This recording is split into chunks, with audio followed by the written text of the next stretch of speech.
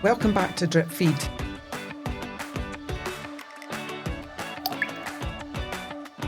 The water may look calm and inviting, especially on a warm day, but reservoirs are deep, cold and unpredictable, with hidden dangers beneath the surface, and it's nothing to do with Nessie. Last time on Drip Feed, we talked about reservoirs and the environment, and this episode we're going to take that further and we're going to talk about water safety and why reservoirs are different. Scottish Water's got about 300 reservoirs to look after, and we don't promote wild swimming in them for lots of reasons, and today we're here to talk about that and find out why. So today I'm here with two very special guests, our Chief Reservoir Ranger, Davy, and Kirsty Doig, who leads the Darcey Sunshine Foundation.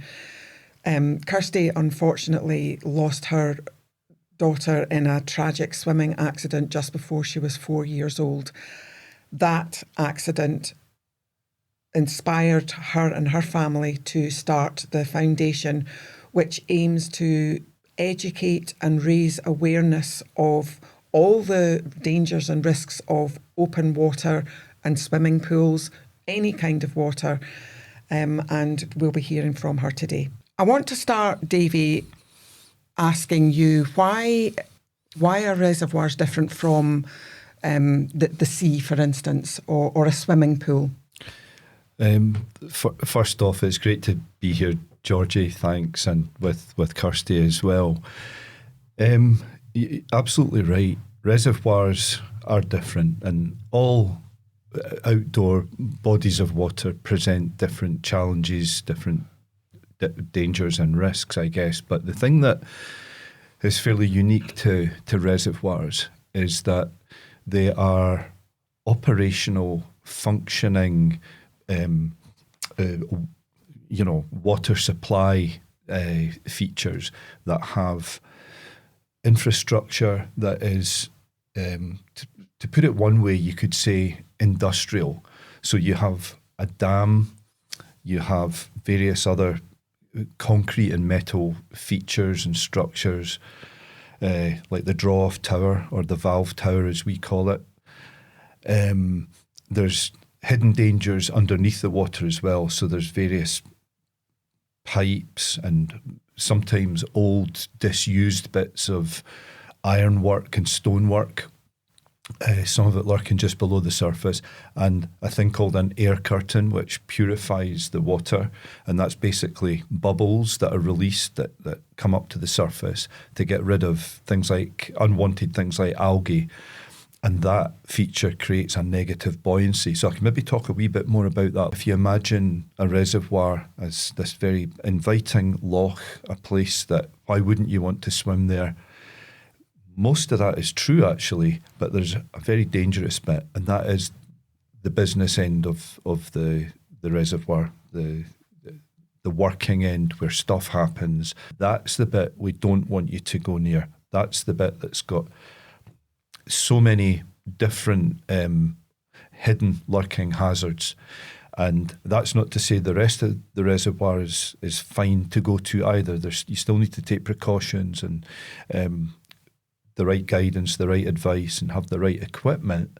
But that's the scary part of the reservoir that we don't want visitors to go to. They're so big. Where's the safe access point?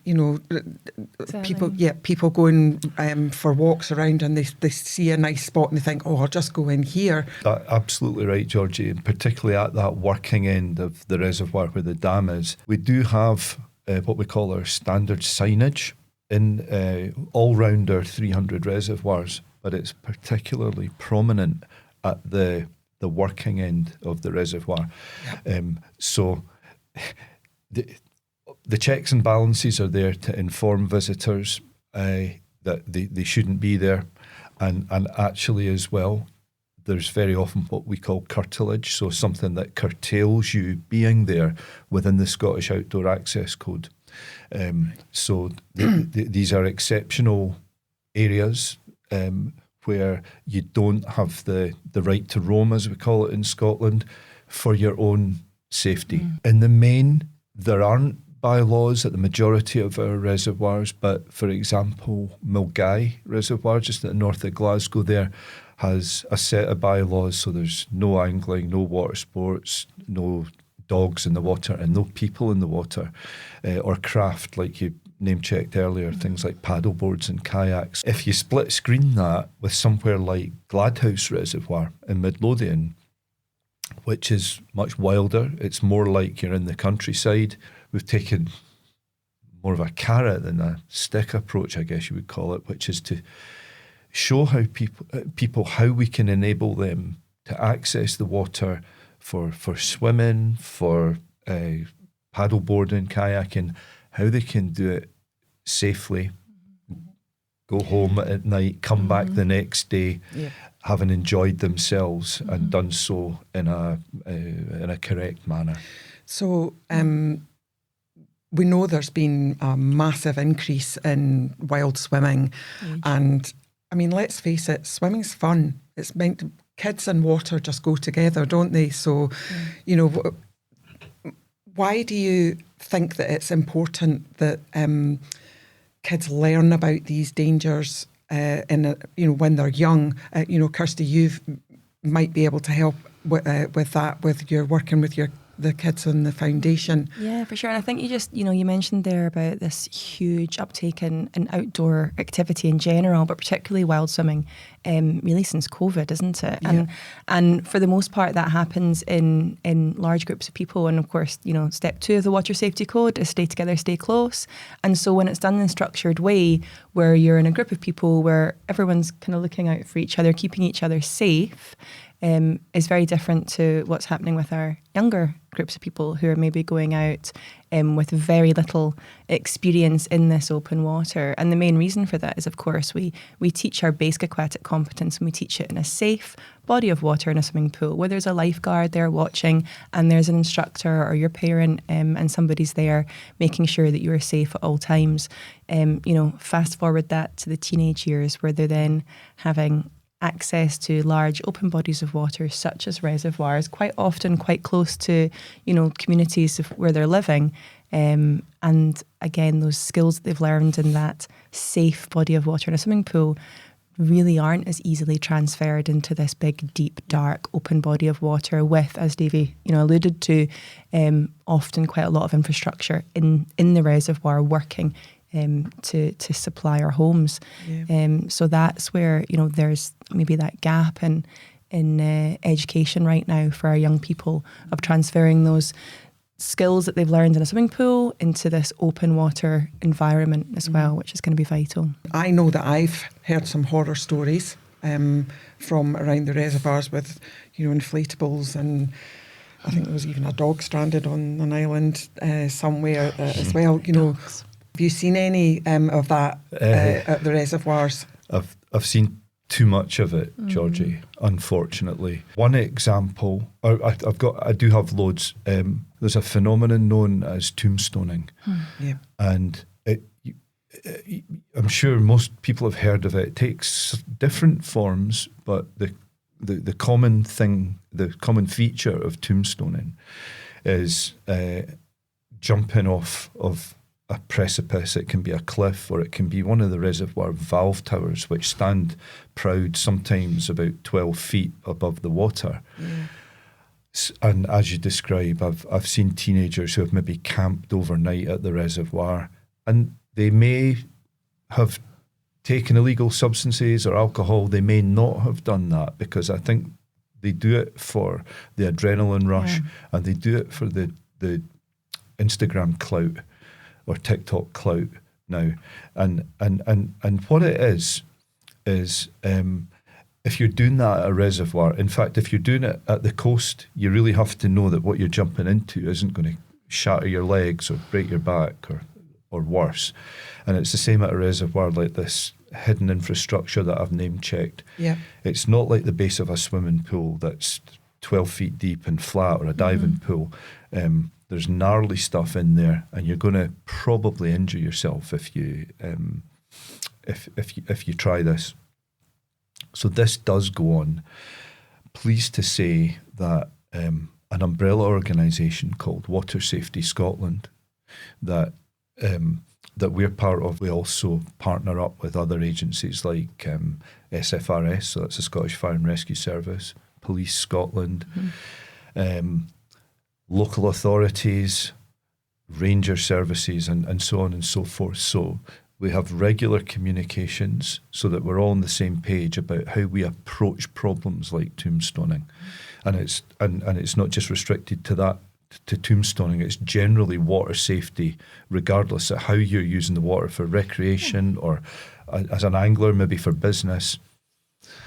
And so Water Safety Scotland is our kind of go-to place to exchange information and ideas and water safety messaging. There's also the pause groups, isn't it? The partnership approach to water safety. Yeah.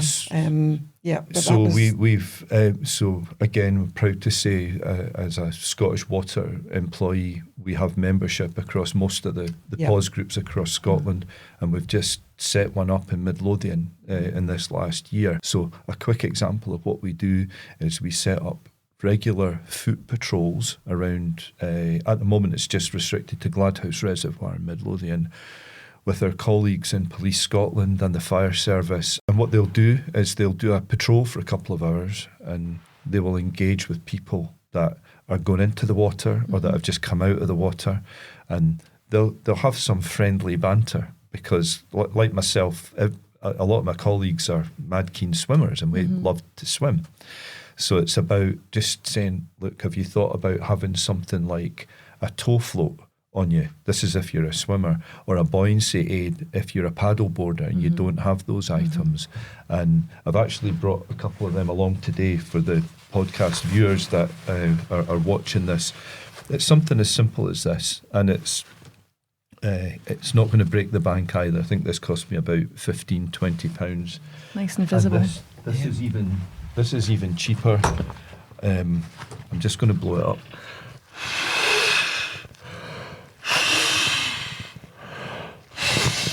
Easy as that. Glad he's got a good set of lungs on him. Despite his dodgy ticker. I think that's technically my cardio for the day now. But this thing, that was 4 breaths, okay? And if you're going out for a swim, you can attach this onto yourself. And if you do run out of breath or you get into a wee bit of difficulty, you hold on to it. There's handles either side.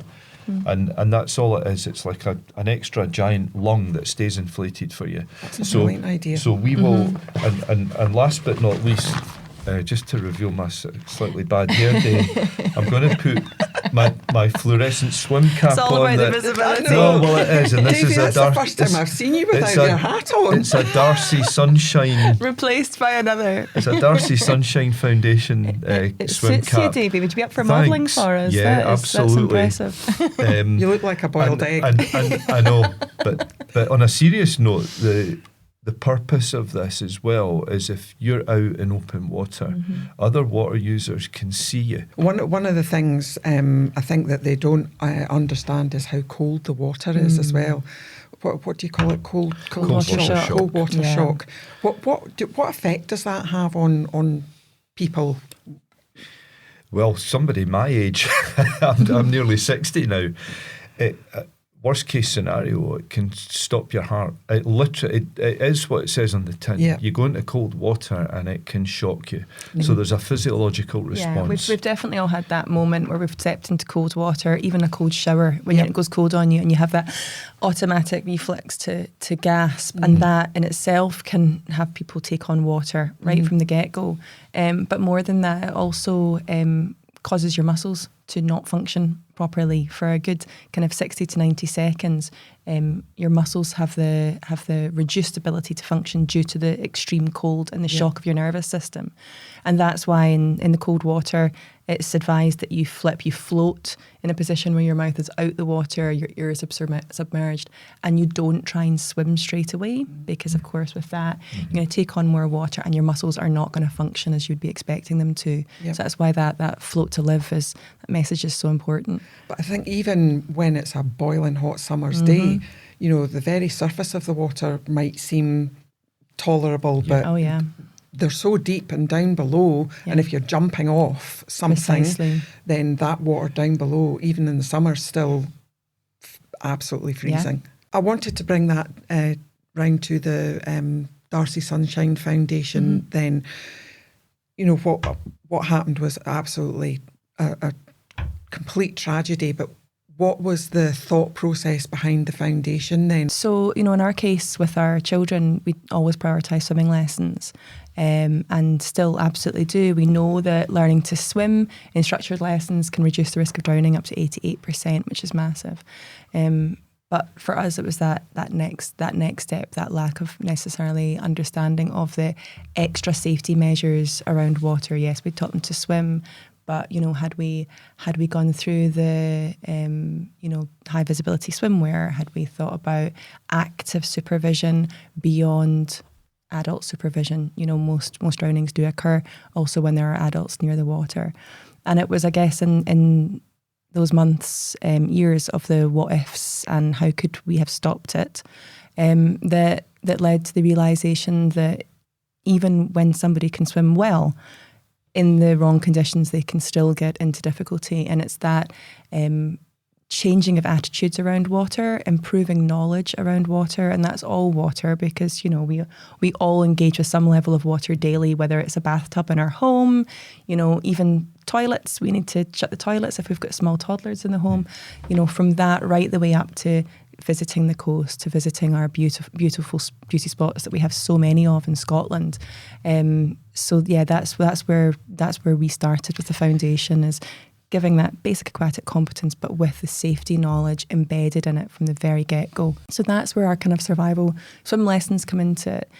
Here in Scotland, we're still working very much to try and build that basic aquatic competence within our school children. You know, we know that statistics show that 40% of kids are leaving school right now unable to swim.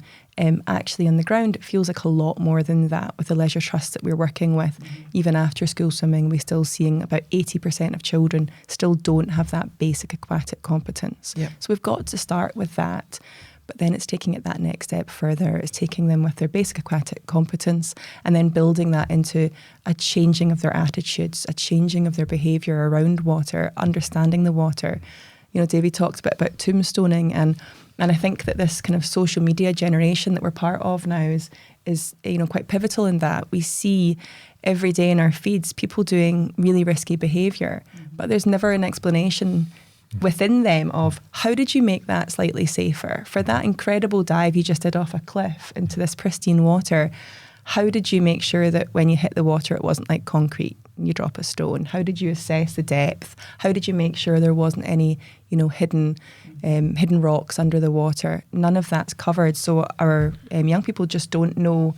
They just think, I'll just jump off and I'll be fine because I've seen it 100 times. Yeah. And you can jump in the same spot, and you can jump in the same spot, you know, 30 times, and you could be 30 centimetres to the side one time, and that's the time where it ends just badly. Luck. Sometimes Exactly. luck that you walk away unscathed. I think that's one of the things, though, isn't it? That you know, you can have knowledge and awareness and swim and learn to swim, but it's unpredictable. Water is Mother Nature, and water is completely unpredictable. And it's like you say, you can jump into the same place 50 times, and there might be one time where, you know, something's different. Yeah. Mother Nature's shifted something underneath, and you don't know. And I suppose the awareness and the skill then is knowing what to do if that happens. Exactly. Well. And that's where we talk about the layers of protection, right? So learning to swim's one layer. You know, stay together, stay close. Another layer, if there's somebody with you that knows what to do in an emergency, to call 999 for help, you know, to throw a tow line or a float to you. But also we've got our buoyancy aids. You know, as Davy says, you know, if you're going out on the water and you're going out paddleboarding, wear a buoyancy aid, because anything can happen, and that extra layer of protection could be the difference between you coming home at the end of the day or not coming home at the end of the day. So on the swimming lessons, Scottish Water's a really proud partnership with Scottish Swimming and the Learn to Swim programme. Yeah. And, I think so far since 2017 when we started it, we have reached, the Learn to Swim program's reached over 200,000 It's people. phenomenal. And, a lot of them are children, and we've also developed the schools swimming programme as well. Which has just got a whole lot of new funding, which hopefully will be rolled out in a lot more standardised way across Scotland going forward from this year, which is really exciting. The goal is that every school child will have the opportunity to learn to swim by the time they leave primary school. That's the goal, and it's a great goal to have. It is, and so important. But it's really important that also within that we are embedding that safety as well. The sad thing is that the latest statistics show that there are 33 accidental drownings in 2024. That's the latest statistics, which is really quite shocking. Yeah. It is, and I think, we've talked a lot today about teenagers, and we've talked a lot today about educating our children, but in actual fact within that, the highest incidence of drowning in Scotland is actually in men over the age of 40. I would never have thought that. Yeah, which is terrifying, and if we kind of drill down into why you think that might be the case, and thinking about my own cohort of my own family, it's I'll make sure my kids are wearing a buoyancy aid, but I haven't got one for myself. Mm-hmm. Or, they were more likely to maybe go out swimming on their own or engage with the water on their own, go hiking on their own, and even fishing. Angling is has high incidence of drowning as well. So going away fishing on their own, which is fantastic for mental health. But if you don't have a buddy with you, there's no one to call for help. So again, another quite interesting point that we maybe need to educate our husbands, fathers, brothers as well on the importance of safety around water. It's amazing when you're right. We have very much focused on children, learning to swim at an early age. Yeah. But, drowning can happen at any age. Absolutely. Any age at all. What are the barriers, would you say, for, yes, they learn to swim, but that additional education or knowledge that you both have talked about, what's the barriers to that? Although we've had 200,000, come through this programme, there's still an awful lot who are facing financial barriers, cultural barriers. We put on female-only hours in swimming pools, but not with swimming lessons at the same time. So there's still a huge cohort that are struggling to even learn because of these cultural barriers that still exist. So there's still a lot of work to do. How do we get these children learning about the open water, be it the coast, be it moving water in the ocean, rivers, or be it the static, water that we see in the reservoir and our many beautiful lochs. I think it comes down to location. You're gonna learn generally from the community around you, and if the community doesn't have that knowledge, then you're just not going to receive it, which is why we're trying to raise the profile on that where we can. So there are a few things that do raise the profile. I know that there's World Drowning Prevention Day on the 25th of July. That's right. Water Safety Open Day with Water Safety Scotland. That's it. And obviously Scottish Water have been a major sponsor of that over the past few years, big supporter. Yeah, you've been part of that yourself past as well, 2 years, it's been an absolute honour to be part of it. There's over 3,000 people that pass through the day, a lot of them intentionally and some of them unintentionally, gaining that education, insight, which is amazing. They've got the Newfoundland rescues, which is my favourite part of the day. Ditto. Not if you're standing next to them. Right, not when they come out of the water. Yes, a wide berth when they come out of the water. But yeah, it's a really fantastic day. And again, it's about that. We're really lucky to be a member of Water Safety Scotland because it is that, collaboration of this kind of shared mission to prevent drowning and ensure that people are enjoying the water safely, not scaring people away from it, but to enjoy it and to enjoy it really safely and, as I say, come home at the end of the day. So I'm going to do a couple of quick fire questions and I'll do one each, and it's just Davy, it's just a sentence. Any more? You saying I'm a blether? You certainly know how to talk. Blether. I'm surprised Kirsty's managed to get a word in edgeways. Right. So you just want a one-word answer? Is that what you're saying? No, but just a short sentence. Okay. So, the first one is one thing everyone should know about reservoirs. Davy. Right off the bat is that every single one of our 300 reservoirs will have our standard signage. Pause, take a moment and look at that. It's the one that starts, deaths have occurred at reservoirs. Then it gives you a series of advisory notes and a grid reference and a number to phone if you get into difficulty. And they're usually located, or always pretty much located at the most visible part of the site where you would come in for the main access gate, shall we say. Stop. That was more than one sentence. You took that was a lot of commas. There was a lot of commas. I'll let you off. So Kirsty, cold water shock feels like? Panic for most people. Immediate panic. The gasping for air, the inability of your muscles to perform the way you would expect them to. And so the important thing is to practice in a controlled environment. Practice what it feels like and what to do. Float to live. One more for you, Davy. Yeah. Strong swimmers often underestimate. It's a cliche, but their own ability, but the context for that is their own ability. I'm a strong swimmer, or I consider myself to be in a pool, in a controlled environment. Yeah. The great outdoors, whether it's the sea, the nature. coast, like Kirsty was saying, a river, even a slow-flowing river can take control of where you're going to be, and obviously all the dangers in a reservoir. So even if you're super confident, you're in a very strange environment that's potentially going to test you, or worse. Mm-hmm. Cool. And probably another one for you, Davy, as Chief Reservoir Ranger. If you only remember one rule around reservoirs, what would it be? Simply don't enter them if you've got even a shadow of the smallest doubt in your mind and you feel like you're taking a tiny gamble, tiny risk. Do not do it. Don't go. Mm-hmm. Great advice. So remember that, folks, when you're out this summer, when that one day the sun shines and it's warm enough, you think it's warm enough to go in.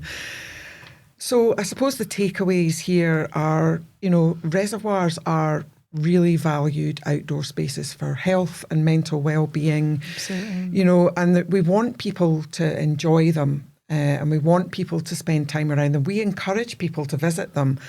But we've got to remember that they're deep and they're cold and they're unpredictable environments, and they've got hidden dangers all over the place. Yeah. Scottish Water doesn't promote going into the reservoirs at all for any reason. Mm-hmm. But if you do, we want you to use them safely, and we want you to know what the dangers are, and also to try and make yourself aware of what the dangers are, so that you can enjoy your day and go home as well.